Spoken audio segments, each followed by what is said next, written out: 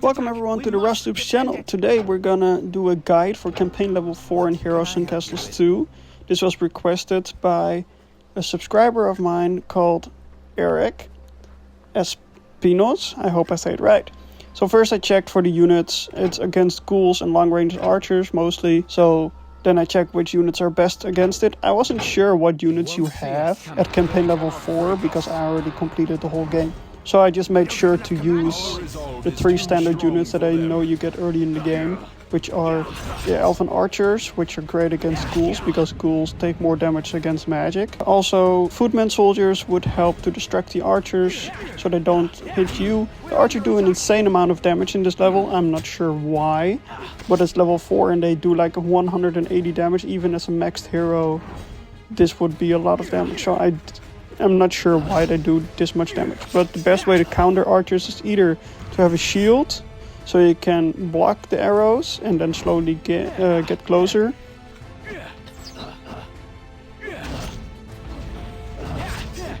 And as you can see, I focus on the ghouls first, then I got hit here, 175. I was like, whoa, okay, that's big damage, so had to make sure. I also made sure that I don't use my research and don't use any abilities, just to make it as difficult for me as possible, to recreate the feeling of what you would have at level 4 when you just started the game. I took a lot of damage already, so I was like, okay, gotta make sure that I defend myself. I sent out Footman and the Blundergat to protect my bannermen. The bannermen are very important because they obviously maintain your command points.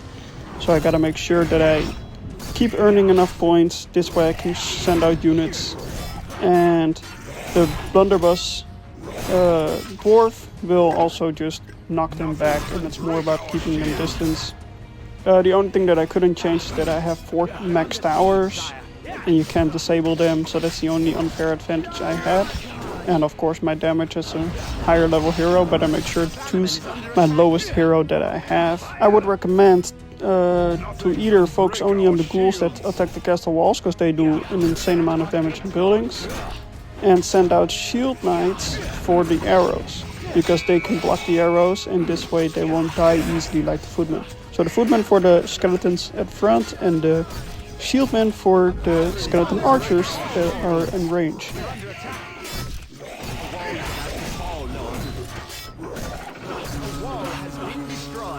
Now here the wall already got down, so I was like, okay, gotta protect it, so I would stay inside so I don't get hit by archers, and I would just focus on this one ghoul that got through. I'm not sure if you have this dwarf already, but if not, then you just gotta make sure that you keep repairing your walls, but I use the dwarf repairman to completely rebuild the walls.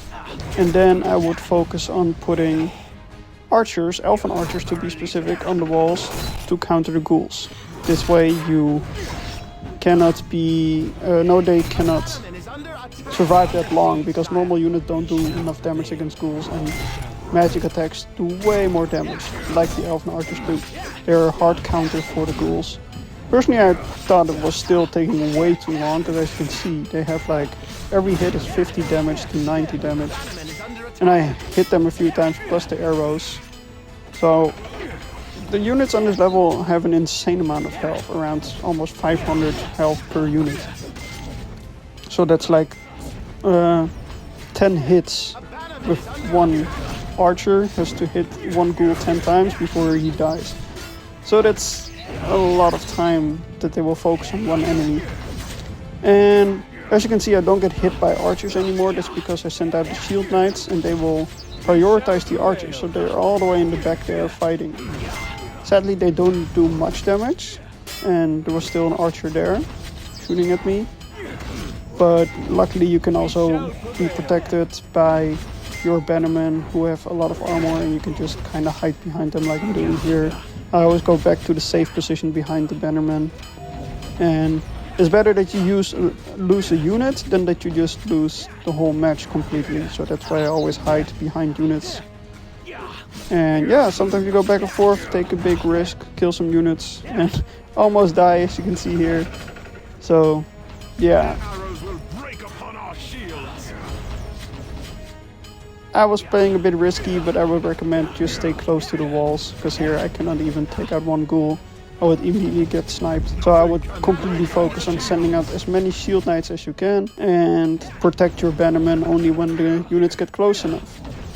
So yeah, I think this is a perfect guide on how to win this match, and I will stop the voice recording here, but I will come back a bit later.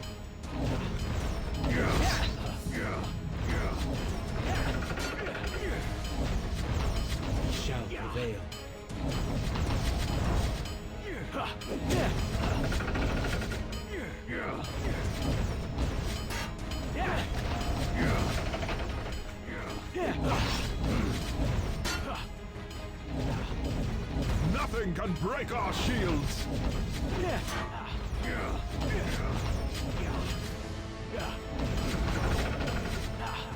Here you can see it perfectly. I take out a few units and I'm more confident now because there's no more archers, but here you can see perfectly that the shield knights prefer the archers and they run straight past every unit unless they get attacked, and they always try to find the closest archers. So the shield knights are the most important part of this level. Without them you will just die instantly, because then the archers will focus on you, and the shield knights can block all the arrows for you. So if you can, send only shield knights out and only use elven archers. Elven archers for the ghouls and the shield knights for the archers, skeleton archers, and then you are solid. You basically can't lose. Obviously if you're a lower level, maybe it's a few retries and then you get new abilities and higher health, because you always earn XP even if you lose. So you will keep growing. But still, slowly I'm gaining more battlefield here and the units stop coming, so I noticed, oh okay, this is near the end of the level. There's no more units anywhere. But even with all my units at max level, the elven archers and me at level 60, this was still pretty difficult, so I'm not sure why level 4 is this difficult. Because here you can see my shield unit almost died from one skeleton. I'm not sure why they do so much damage and have like 500 health, but hey, it still worked. So thank you all for watching. Here's the victory, and I hope this guide will help you. See you all in the next video of the RustTubes channel. Cheers everyone.